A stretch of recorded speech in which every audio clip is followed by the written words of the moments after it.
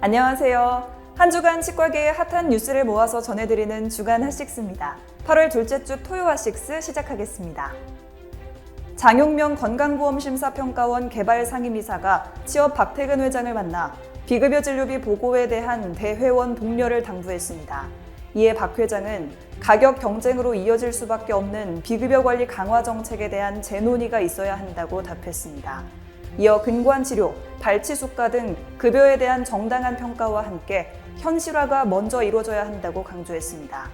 이번 면담에 마경화 취업보험 담당 부회장, 장인숙 심평원 급여보장실장 등이 참석해 주요 현안에 대해 의견을 나눴습니다. 2021년도 취업분과학회 인준 신청이 8월 31일까지 진행됩니다. 취업학술수련고시국 학술팀은 이 같은 내용을 홈페이지에 공지했습니다.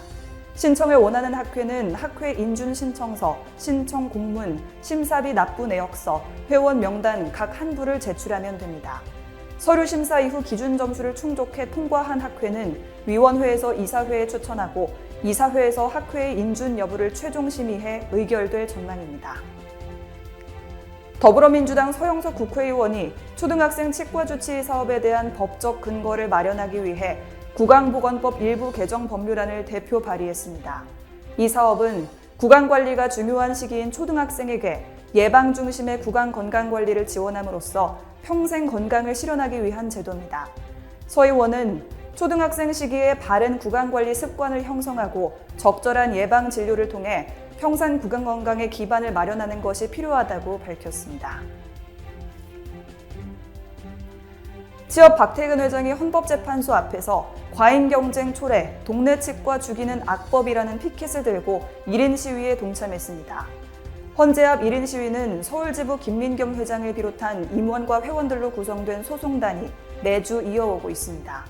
박 회장은 취업집행부가 안정되면 비급여 관리 대책 및 여러 현안에 대해 적극 대응하겠다고 밝혔고, 서울지부 김 회장은 앞으로도 이와 같은 정책 현안은 취업과 공조해 회원들의 권익 보호를 위해 최선을 다하겠다고 전했습니다.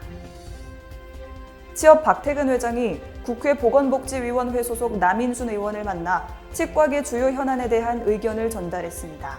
이는 협 회장 취임 후 네 번째 의원 면담으로 비급여 진료비 공개 제도에 대한 각종 문제점들을 공유했습니다. 이 밖에 박 회장은 취임 후 공식적으로 정치권에 제안한 임플란트 보험 급여화 확대 방안에 대해서도 제안 배경 및 향후 전망 등을 공유하며 당위성을 피력했습니다. 서울여자치과의사회가 2021 학술 집담회를 온라인 개최했습니다.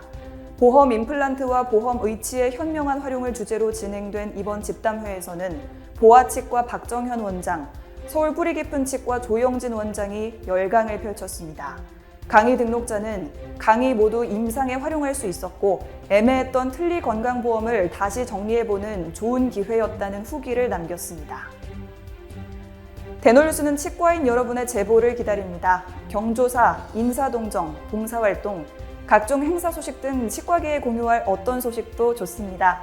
화면에 보이는 이메일이나 전화로 제보해 주시면 대놀뉴스에 반영 가능하고 우수 제보자에겐 소정의 상품도 드리겠습니다. 이상으로 대놀뉴스를 마칩니다. 고맙습니다.